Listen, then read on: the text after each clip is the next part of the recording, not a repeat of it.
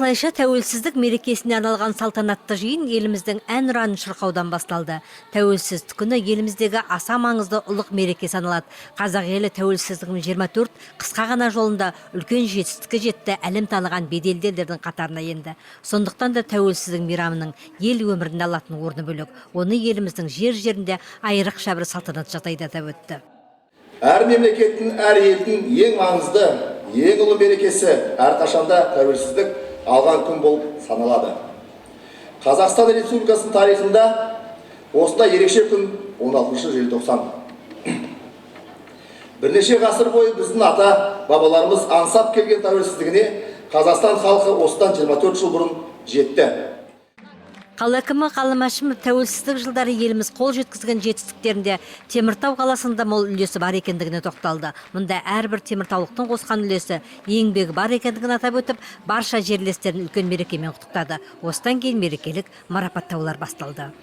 За многолетний добросовестный труд, вклад в социально-экономическое развитие города и в связи с празднованием Дня независимости Республики Казахстан медалью «Еңбек ардагері» Министерства по инвестициям и развитию Республики Казахстан награждаются.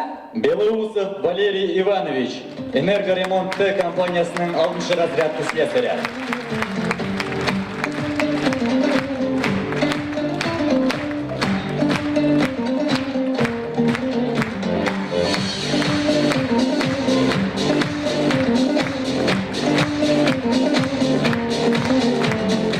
Тәуелсіздік мерекесі құрметіне Қазақстан Республикасы инвестиция және даму министрлігінің еңбек ардагері медалімен қаламыздың 2 азаматы марапатталды.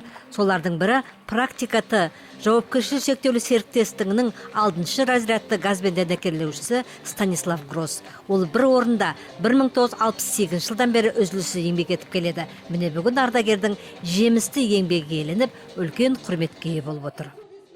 Впечатления прекрасные. Сейчас от такого концерта. Өте қуаныштымын. Еңбегімнің еленіп осындай құрметке ие болып отырғанына.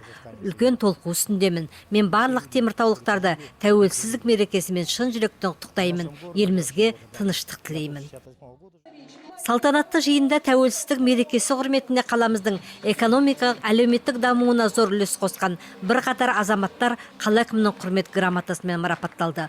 Олардың қатарында кооператив слесарі, бригадирі, тракторист, жүргізуші, фельдшер, мектеп директоры, дәрігер секілді сан саланың мамандары, түрлі мамандық иелері бар. Айта кету қажет, биылғы жыл қалада осынау ұлық мереке құрметіне марапаттауға ие болғандардың дені қарапайым еңбек адамдары болды.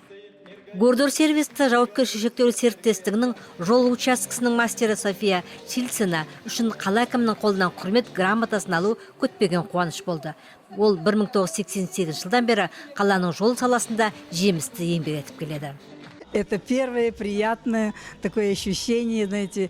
Бұл менің еңбегім үшін алып отырған алғашқы марапаттауым, өте қуаныштымын. Шынымды айтсам күтпеген едім. Міне тәуелсіздік мерекесіне осындай маған тарту жасалды.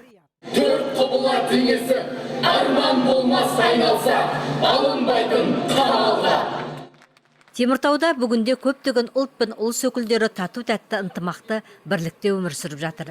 Тәуелсіздік тойында да қаланың мәдениет сарайына жиналған әртүрлі ұлттың өкілдері қуаныштың ортақ екендігін айтып, жүрек жақты тілектерін білдіріп, бірге ән шырқады. Ата мекен, бәріміз бірге